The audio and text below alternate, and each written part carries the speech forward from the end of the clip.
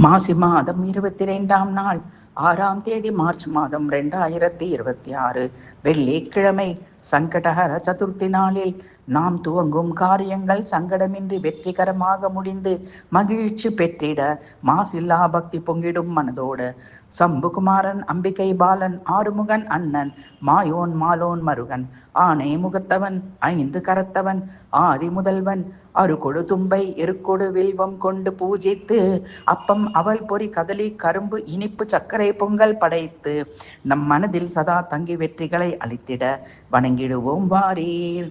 சங்கடஹர சதுர்த்தியில் விரதம் இருந்து விநாயகரை வழிபட்டால் எப்படிப்பட்ட கஷ்டமாக இருந்தாலும் விலகி ஓடிவிடும்.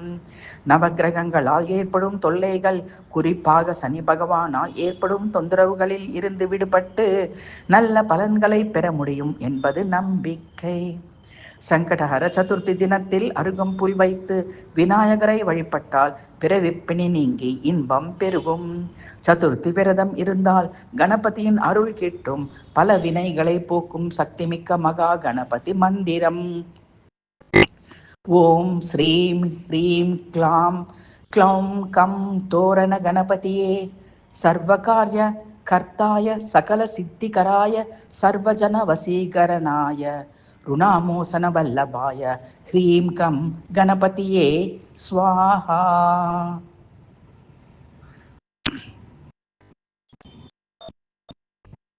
சக்தி வாய்ந்த மந்திரம் இது.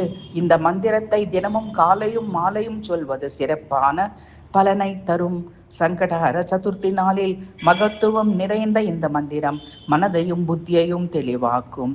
வீட்டில் நல்ல அதிர்வுகள் ஏற்படும். அடியேன் மன குகையில் எப்போதும் தங்கியிருக்கும் உன்னிடம் என் மன எண்ணங்களை பகிர்ந்து கொள்வேன். அடியேன் மனக்குறைகள் அனைத்தையும் கேட்டு ஆதரவோடு அதை தீர்க்க ஆலோசனை சொல்லி தீர்த்து வைப்பாய். அடியேன் ஆவல் வேண்டுகோள் யாவும் இவ்வுலகில் பிறந்த பயனை முடித்துவிட்டு மோட்ச தலம் உன் பாதங்களில் சரணமடைந்தல் தந்திடுவாய். தப்பாமல் மறுக்காமல் இந்த பிரார்த்தனையை நிறைவேற்றி வைத்திடுவாய். நிலையில்லா உலகினில் நிலையான பொருளென வந்தருளுகின்ற கணபதியே, அம்பிகை பாலா, அன்பர்கள் நேசா, விலையிலா மாணிக்க செழுந்திரல் கரியனவே உருகொண்டே வந்த சித்தி விநாயகனே, கற்பக விநாயகனே, திங்கட்சடையோன் செல்வா போற்றி, எங்கட்கு அருளும் இறைவா போற்றி, அம்பிகை கையால் உதித்தாய் போற்றி, முப்புரை நூலது தொப்பையில் தவழ்ந்திட முப்புற மெரித்தவன் முதலாய் ஈன்ற அற்புத கடவுளே போற்றி, ரட்சித்திடுமா.